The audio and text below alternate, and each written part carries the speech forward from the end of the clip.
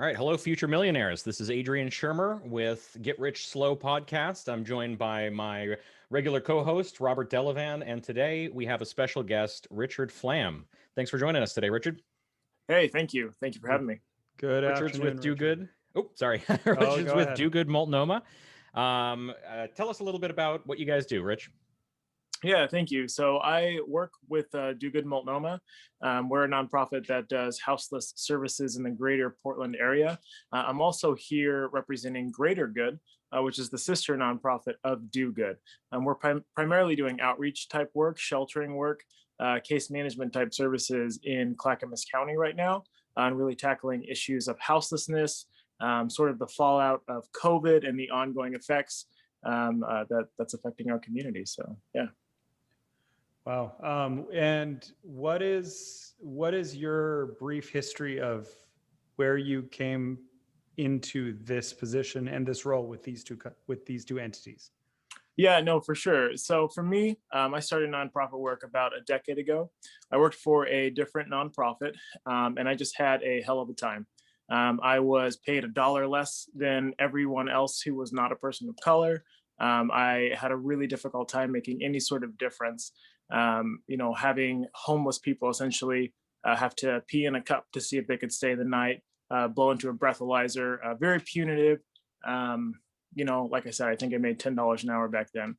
All of that to say, I went on a journey. I was able to get connected with a friend, Chris Iosa, who actually ended up founding Do Good Multnomah. And Do Good Multnomah took those issues, took those concerns, started paying staff a livable wage, started treating homeless people like human beings, and exploded, blew up into a multi-million-dollar nonprofit.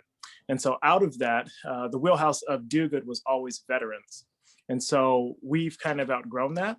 And it was sort of, impressed on us that, with our board wanting to stay, focused on veterans with the Do Good, that we may need another arm. We may need another nonprofit to come in and say, hey, who's going to address the broad stroke of houselessness of everything else? And so Greater Good was founded with a few of the directors, members of Do Good. So that's kind of the journey for how Greater Good came into being. We've been around about a year. Greater Good has been around about a year. And then Do Good, again, our larger sister nonprofit, has been around about 5 years. So. And what would you say is your main function as far as like the primary outreach and the focus or the goals? Yeah, certainly. So within Greater Good, I'm the director of programming. And so getting together, organizing our team to do effective outreach, really have sustainable change in the houseless community. We can talk a little bit more about what that looks like. But addressing the effects of COVID on the community, the increase in houselessness that has happened. And it was certainly an issue before COVID. So tackling those issues in a way that is, equitable, is focused on reaching a diverse population in the community, and then also, like I said, sort of creating lasting change, second chances for folks, and paying a livable wage to our staff and empowering our team along the way. So gotcha. Yeah. And you mentioned you're obviously growing. The homeless population is obviously an incredible obstacle and just a tough thing that so many people have tried to tackle, in especially Portland, but across the country. What are some of the things that you're doing, and what can you share with our audience, which is this concept of, yes, we're trying to help people build personal wealth, slowly doing it the right way without selling their soul. Well, a big portion of that is, as you grow in your personal financial statement, you should be growing in your generosity to others, right? And just we're all human beings, and we've all been there. So the question becomes is like, how can we engage, and what's that look like, and what are those solutions? And I know it's a lot of questions there, and but man, if you can just tell us how, Rich, and let's just fix it, is what we what the people that aren't in the middle of it every day want to say, right? Yeah, let's do it. So I would say, there's a few ways that I would say you can get involved directly. And then a few ways that I think that makes sense to get involved with nonprofits such as ourselves. So I'll say first and foremost, and I say this to folks when they ask, what can I do? I'm all about mobilizing the fleet, about getting, bigger than just the core team that I have, but mobilizing people beyond that core team. And what that can look like is, we're all coming across people who are houseless, who maybe they're just outside your Fred Meyers. They're on the freeway on-ramp when you're driving past, right? Right. What do? They're Sure. asking for The cash. tent You don't cities feel are shitty. comfortable. You don't feel comfortable giving cash necessarily. Okay. So a little bit of forethought here. Create a hygiene kit. Get a Ziploc bag, put a toothbrush in there, put some socks in there, maybe dental floss. Maybe you've got another pack that has feminine hygiene supplies, underwear, whatever it is. And that way, you've kind of been mobilized to say like, hey, I know that I'm going to come across people in need. I know that there are some very common items that in a humane way that everybody's going to need access to. I have that to give out instead of whatever, dollars and changes in my pocket. I can say, hey, here's something, I hope that, your day improves. I see you, I validate your existence. Here's something. I keep some sleeping bags, tents, blankets in my car. That's something you can have one or two, compact ones, maybe in the back seat, under the passenger side, whatever it is. That's a way that you can kind of be mobilized to provide aid wherever you go. Water bottles is another great thing. Simple, compact things to keep with you. Now, when it comes to getting involved with nonprofits, there's unlimited options to choose from. One reason I would say to look at, partnering with someone like Greater Good is really look at the structure of how staff and where the funding goes. So, for example, myself, like if I want to give to a nonprofit, and I'm not going to name anybody, but the first thing that I'm going to do is I have all these assumptions based on capitalism and our culture that if I give to a nonprofit, I'm probably just buying the CEO and their directors like a boat. I'm probably just like making sure that they're able to get a second house because I assume they're making six figures. I assume that, the 40, 50 bucks that I give, it's going to hurt me. And it's really just going to make sure that they get that third vacation in for the year. And so I have hesitancy giving to nonprofits. We've all heard that story, right? The Salvation Army, CEO was cents making, on the dollar for certain organizations. Yeah. $1.5 million, and I'm not necessarily picking on Salvation Army, but, there was headlines in the past of the CEOs making obviously getting very wealthy, right? So that's a piece, but, so you're speaking to that. I am, yeah, and I've heard those stories too, and not trying to single anyone out, but what I would single out is Greater Good, is the way that we structure things. So we pay everybody a livable wage. Again, I operate at the directorial level. I make $50,000 a year. The CEO makes $50,000 a year, and our frontline new hire, as in hired in yesterday staff that are doing direct service with the houseless population, make $50,000 a year. So it's extremely important to us. It's totally transparent. These are things that you can look up. If you give money, if you financially partner and say, hey, I've got to have a donation, I want to give to a registered, 501c3, but I don't want it going to pad some, CEO's, pocket. Look at the structure. It doesn't have to be us. But again, if you want to know what it is you're actually giving to, find a way to give as directly to solving the problem as possible. Okay. And I, if we can, Rich, I'd like to unpack that because I feel like I have a misunderstanding about that. And I've talked to people in my community who, we might even get cruel at times about the way that we talk about, what we see out there, tent cities and crime. My wife has a business. There's one of these, and I'm going to use air quotes here. Tent cities, kind of like a probably, almost cruel way to describe what's going on. But, it's something that I worry about. I worry about they have to lock the door at night, and I don't know, it seems like we've got this really polarized view where, people are afraid of these situations. And I don't know if maybe they should be, maybe they shouldn't be. How do we work towards that solution? Yeah, and I think it's complex. I think that the face of houselessness is complex. It's not a single demographic. It's not a single issue. Is mental health part of it? Sure. Are there folks that are struggling with addiction? Sure. Are there families that have been displaced by COVID because, people who are working as a server in a restaurant or in retail couldn't get work? There's whole families now that are sleeping in their cars. Sure. So it's not just, I think one group of folks like watch out for these, watch out for those. It is a broad stroke. I'll remind people, when they ask that question, I think it's a very humane and humble question. But homelessness is not an identity; it's an experience. So that's why we say folks are going through houselessness. You're going through this experience of being homeless. I could go through an experience of being homeless. I have had that experience. Right? I'm not homeless now. Um, you know, Adrian, Rob, you guys could end up homeless, but you're not a homeless person. You're a person who's, going through this experience, and ideally, hopefully, you're going to get to the other side of that, and you're going to, no longer be homeless. And so I encourage people to not look at it like an identity, but say like, hey, this is a human being just like me.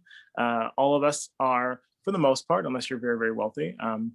And I know we're on the trajectory if you're listening to this podcast, but all of us are within a paycheck or two of ending up in that same position. So, yeah, it's a unique approach to it, in the sense that what I'm hearing you say, Rich, is that there's a mindset that needs to shift, right?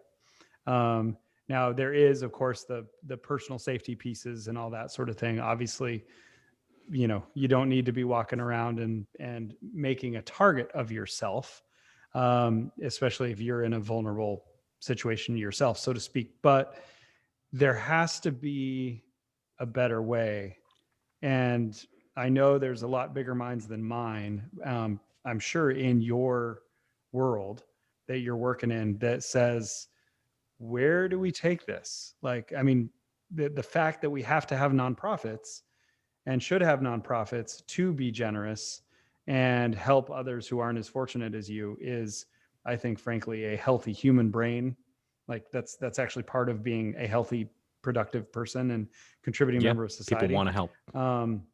But where do you see this going? Is there a solution? Like, what steps can be taken, from your standpoint, that you have a perspective that I would never have, because you're dealing with it day to day. Yeah, sure. And again, different solutions are going to fit people in different situations. So when we talk about what's next, how do we solve this? There are really different approaches here. So I'll talk for a minute just about what that looks like. So of course, there's emergency shelter, right? There's we're going to clear out a church. We're going to have a whole building with a bunch of, mats or beds. There's going to be congregate meals that comes together. And that is kind of like an immediate impact, like, hey, we're just going to get a bunch of people inside. So emergency shelter is absolutely part of it. Emergency shelter also can have the weakness of not really having a long-term plan besides like, here's just a bed. We're going to have this impact. You're going to see people come off of the street. Did that really change the number of homeless people in the community? I don't know. I think it gave them a place to stay. I don't think it took away the number of homeless people in the community. It's a symptom, right? I mean, you're addressing a symptom. It's a Band-Aid. It is, and it's an important one because Absolutely. it gets cold outside and people die, and so we need to have places for people to go. Beyond that, transitional housing, getting people into something where they get to get on their feet. In Greater Good, we have a rapid rehousing program where we actually, you go through our intake process, you get hooked up with a case manager, and we pay for your rent for a certain number of months while you sort of get on your feet to do that sustainably. So there's that sort of transitional housing model. And of course, there's, permanent supportive housing for folks who, they're not really ever going to get to a spot where they are going to be able to stand on their own 2 feet. Maybe that's just financially, at least.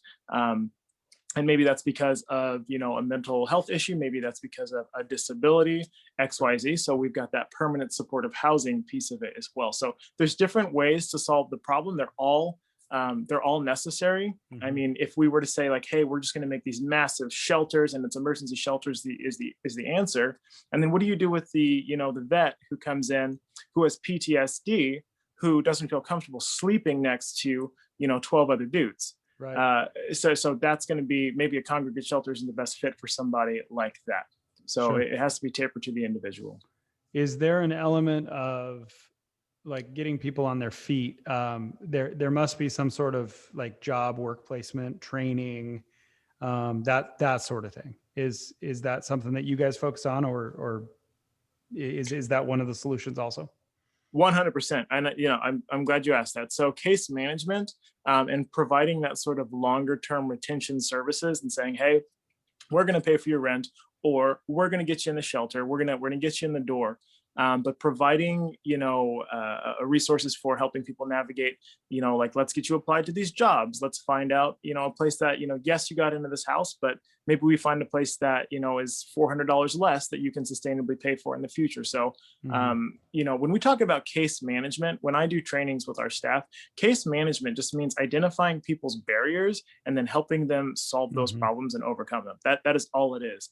And so, if everyone had a champion, if everyone had an advocate who was houseless, he would say, like, hey, I see that you have this misdemeanor from 1988 for, smoking, the weed, how can we, how that shouldn't keep you out of housing, and yet somehow, it is. And so problem solving with people, and walking with them to overcome their barriers is a huge part, maybe even one of the biggest parts of what we do. Yeah. I have it's that whole, at that point, to me, it sounds like you're saying I'm teaching them to fish rather than giving them fish, right? Yeah. Empowerment. Absolutely. The empowerment model. Exactly. I love that. I have a friend of mine. He's actually a fellow BNI gentleman, Troy Rollmeyer. He owns Vanguard Employment Services. And I know he's had a hard time finding people that are willing to work in the trades, literally, like able-bodied people that are willing to learn, but it's some of those jobs are very physically taxing, but still he has a hard time finding that. So he basically created a education general contracting firm to do that so that he could have enough people to hire, because he owned an employment service agency, and he's working on that. And I think that's a big connection that we need to make, and he will be on our podcast at some point in the near future. Also, I'd love to get you connected with him because he's passionate about that. Those are exactly the kind of community partnerships and contexts that we want to have. Those are exactly the kind of things we want to know. Hey, how can we take an individual who has very, very low income and say, hey, let's get you in the trades. Are you willing to work? Are you able to work? Great. Right. Let's get you into a situation where you're making middle class income. And so something like what you're talking about is exactly the kind of context that we want to make. Well, and the crazy thing is $10 an hour is I don't know, an unskilled laborer, 20 plus an hour. And as soon as they start building skills, there's incredible upside on that. So, and we don't have enough people. Our school systems, our educational systems aren't sending people that direction at all. And so, it becomes of, what are we perpetuating there, and what is sustainable or not?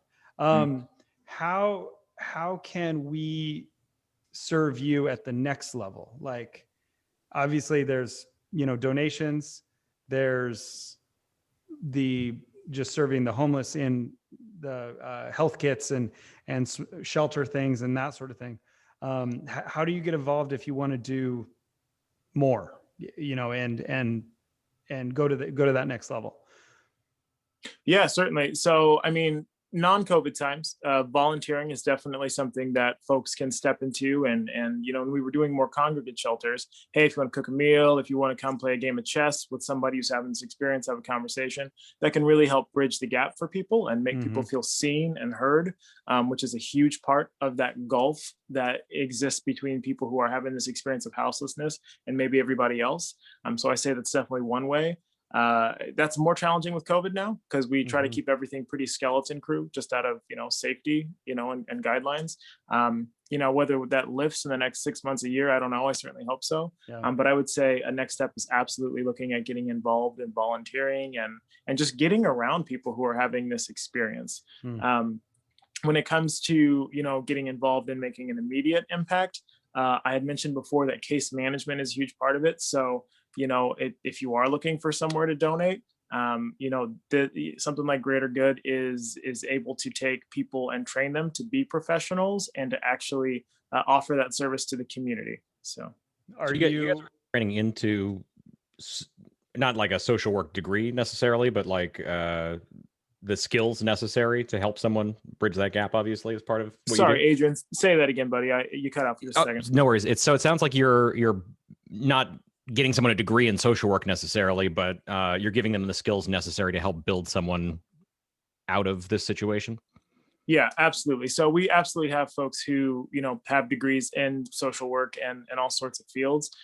We also, draw from a wealth of experience and having done this for years and years. So internally, we're running trainings. We're linking up with, we're actually working with a professional DEI organization right now to, advance diversity and inclusion and including our staff in those trainings, in those conversations, linking up with community partners who also do training such as Rentwell. It's all part of really a hub of resources that we create with our staff. So awesome. How are you guys doing? Are your coworkers, are you guys getting vaccinated? How are you tackling the COVID curve? And then is an element of the homeless population, is there a drive towards vaccinations and that side of things? What's that look like? Yeah, and that question is unfortunately more political than I would like for it to be, Okay. and I'm a little bit out of my my wheelhouse if I answer it. I'll say that for our part, as outreach workers, we were put first in line for the vaccine. I myself am vaccinated. Most of my crew has also been vaccinated. We're working with populations that are highly vulnerable, 60, 65 plus, immunocompromised, oftentimes, and so we were asked to get immunized as soon as possible. Absolutely. We did, so. As you should. Is there a element of answering the question that can transcend the political piece? I mean, obviously, I think at a certain point, getting vaccinated and addressing that seems to me a human piece, not a left or right political discourse. It's a human discourse. 100%. And I would say one of the biggest elements, around it, transcending just the, who should get it and when should they get it, Sure. it's just the way that we get it. So, Okay. I've got access to, computers, a smartphone. I've been using computers since I was, 8 years old. Sure. So the average, houseless person, I should say there's no average houseless person, but I'll say this: many people who are houseless do not have access to, a computer or necessarily a smartphone. So when we talk about the vaccine, when we talk about having access to it, it's already difficult to navigate. It's already challenging to click through, hey, this time is available that time. Did I sign up on Sign Up Genius? Do I go through this provider? I messed it up a few times, right? And so when you take somebody who, may have like a cognitive disability, or maybe they're just sleeping in their car and don't have a phone charger, right? And we're saying, hey, you need to sign up to be vaccinated. These folks are playing on very hard mode when it comes to getting access. So that's an issue. I see. And so is that something that, like, when you're out volunteering or your staff or your team is volunteering, is that something simple? Like, could that be a drive towards, hey, let me get you signed up? Can you show up? Can you mentor and advocate for that person in that way? Yeah. So as far as access to the vaccine being blown wide open, I think that's something that even in the past week or two is actively happening. Nice. That conversation about how to get people involved, who is eligible, and all of that. I will say that we are using, laptops remotely in the field to get people signed up for medical services all the time. Okay. We're using it to get people signed up in housing, jobs. So helping folks navigate that is 1000% part of what we're doing. Okay. We only have a few more minutes, but I wanted to ask you about just this concept of giving back. This concept of, if you're going to be a healthy, well-rounded person and achieve financially and that sort of thing, I mean, I think you offer a unique perspective where just how close maybe most of us are to being houseless, I should say. But just that piece of what does it do? What kind of transformation does it do for you if you're not in that situation and then you help people that are in that situation? I mean, I know you have exposure to that. Yeah. So my answer to that is, I think, twofold. I mean, for one, there's the human being element. These are folks that have, hopes, dreams, aspirations. They're just the same as you and us. They're just having this experience where they're pushed to the margins. And so, I impress upon people to, to be empathetic and see like, hey, this is somebody who's going through something just like I could go through something. And at the end of the day, what really matters is how we treat the people who are most vulnerable. That really determines our character. That determines our character. Pragmatically, if you need a more logical reason to do it, I myself have had my car broken into. I've had folks go through my trash can, going for cans at 2 a.m. and waking me and my kids up. I don't like that. It didn't feel good. So if we want to solve the problem, funding, shelter, case management, a social safety net, it makes sense. If we talk about excluding people because they have a criminal background, maybe even because they're sex offenders, maybe because they're violent crime, I get it. That stuff sucks. We want to see those people, have consequences for the things they were done. Now, do you want a sex offender and a violent crime offender wandering down your neighborhood at 2 a.m? Right. So it's like, if we don't want a social safety net, if you don't have any sort of housing for folks, you're essentially having people wander the streets who have these issues and oftentimes maybe have severe and persistent mental health. So again, the pragmatic answer is solving the problem makes society safer for all of us. So if you can't access that empathetic part, I'm going to say access the logical, pragmatic part. And yeah. You got both sides covered, huh? Yeah. Yeah. Yeah. If you want to be totally selfish about this, think about the danger to society potentially. And I don't want to frame homelessness as a danger, but you're right. I mean, a portion at least of the population is a group of people that we push to the outskirts of society. And I think it's important to highlight that. So that's a really good takeaway. Yeah. I appreciate people that. Get frustrated. Yeah, thank you. People get frustrated when they see people, slumped against, their sidewalk in a tarp. And you're right. It's not to pathologize. It's not to say everybody is, dangerous or whatever. But again, pragmatically, if you don't want to see people slumped against your sidewalk on a tarp, let's find them somewhere to go. Right. Absolutely. Yeah, I love that. I think there is obviously a lot of work to be done here, right? And it's going to be never ending to a degree, but if you can change things just incrementally and frankly engage, hopefully our audience, that sort of thing, that would be fabulous. Rich, where do we find you? How do we connect with you? Website, Instagram? Yeah, absolutely. So if you'd like to know more, reach out. You can find us on our website at greatergoodnorthwest.org. That's greatergoodnorthwest.org.